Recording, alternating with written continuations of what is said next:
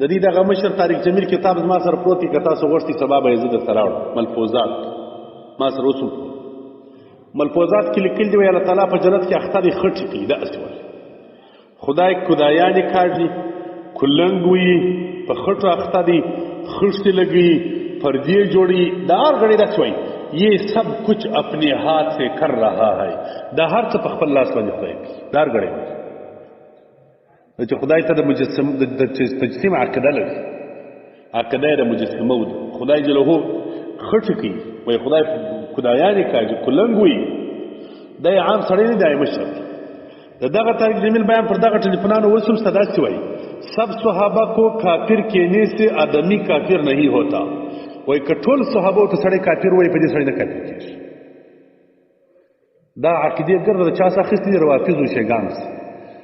ما ته ویله چې خوارجو په سر کې خې ده، د روافظو په سر کې چیش ده،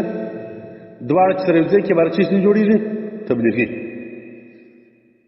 د خوارجو د سر خې راواخله، د روافظو د سر وې چې سره ګډ وډه کې تبلیغي دي. یقیني دا یې لو خطرې عقیده ده. ښه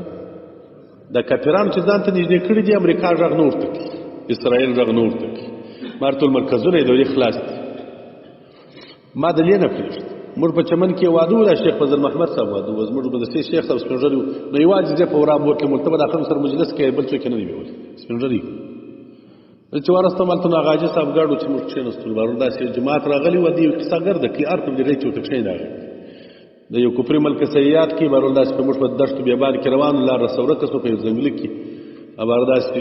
روانو پر یو هوټل برابر سول، هغو ښه ډوډۍ راکړه، سپی راکړه، سر چې راکښېنستو هوټل نه و، ځنګل و، هغه زموږ کرامت ومانځي. باره یو زمری رالی که سپی رالی، غوږ یې راته وښوروي، موږ په هغه پسې سول، له کې ښورول بویې تلل، مرکز ته ورسول، برته راوګرځېد. ما دا کوم ځای راغلی وای چې ول دارس دا کفري ملکو کې یو بل کې یاد کړي مال ته تبلیغات تللی شي ولوه کې مال هغې پرېږدي ولوه مال ولې دې چیز کوي ول دې دعوت کې مال نو دعوت هغه په خوشحاله دي چې مسلمانان کې خلک که کافران په دې خوشحاله دي چې خلک مسلمانان سي ما ولې وجد مال په افغانستان کې موږ څه کړي وای چې دا ګرده کافران راپسته راغلي ما دلته وجنې نه مې پرېږدي او ته ورځې امریکې ته دورې د خوشحاله دي او دورې دعوت چلی مرکزونه خلاصوي زما استاد مدرسې مال فرق شته ما استاد جلای اسلام دی که یو دی ولیا یو دی مال قرآن مې یو دی حدیث مې یو دی مذهب مې یو دی ګره شان مې یو دی ولوک مال مدرسو کې خو فرق نه ولیا مال ته ولې په امریکا کې مدرسه خلاصې ما په افغانستان کې نه پرېږدي چې خلاصې تا دورې لکې وې خلاصې دې دعوت کې ما نه پرېږدي باره یو شاس کړی دا بس ژری باره ما چې دا د ببریت خلکو ته غږ نه کړي دا برېتور نه پرېږدي ما تجاول ورته وکړي ما یعنې دا کشران ته غږ نه کړي مشران نه پرېږدي بارو لیا مولوي صاحب سر دې نه شو خلاص یو دا بې غیرته موږ غوندې خلک دي دا ته غږ نه کړي دا غیرتمن خلک نه پرېږدي موږ بې غیرته خلک دي موږ چرچم ما زه د بې غیرتیا تسلیم کړل هم شوم بې غیرته خو بلایي به نه د اسلام نیم مني نیم نه مني ما د ټول د اسلام یو اهم رکن جهاد دی دا دې پرېږدي بس چې جهاد نه منې کافرانو سره یو کار وکړه یو د جهاد ناره مه کوه یو ښځې ازادي کړه دنیا یو کافر غږ تبلیغیان دواړه ورته کړي جهاد غږ هم نه کړي د مستوراتو په نامه یې جماعتونه جوړ کړي د ښځې ازادي د دین په نامه ښځې ګرځي نو دا یو د دې درېیمه خطرې عقیده قیرانیان ته کار دا بیان ما وکړي ملایان راپورته شول او دوی پر تبلیغیانو باندې حکمونه لګېږي چې دا قیرانیان ته کار کوي ما داسې دې کتابو کې ښکاره کوه دا دفاع تبلیغ اسلام دفاع تبلیغ اسلام راوړی مې دي څه دي دا ریو دفاع تبلیغ اسلام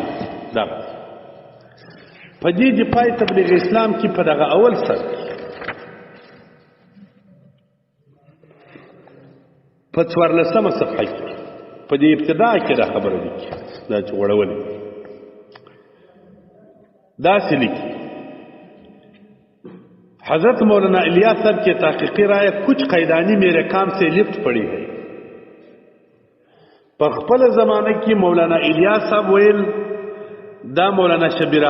علی تهانوی هغه دې حکایت نقل کړي وای دی په غضب وو ډېر په غضب شوی موږ ولې ول دول قیدانیان زموږ په جماعت کې راننوځي زموږ جماعت څخه کار دا په ابتدا کې تبلیغیان جماعت جوړ شوی د قیدانیانو لاس کې کړی نو اوس زمانه کې هم ډېر کار قیدانیان ځینې اخیستي دي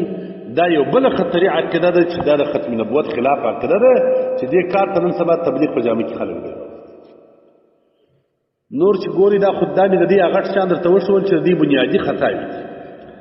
د دې دغه مشر طارق جمیل کتاب زما سره پروت دی که تاسو غوښتئ سبا به یې زه درته راوړم ملفوظات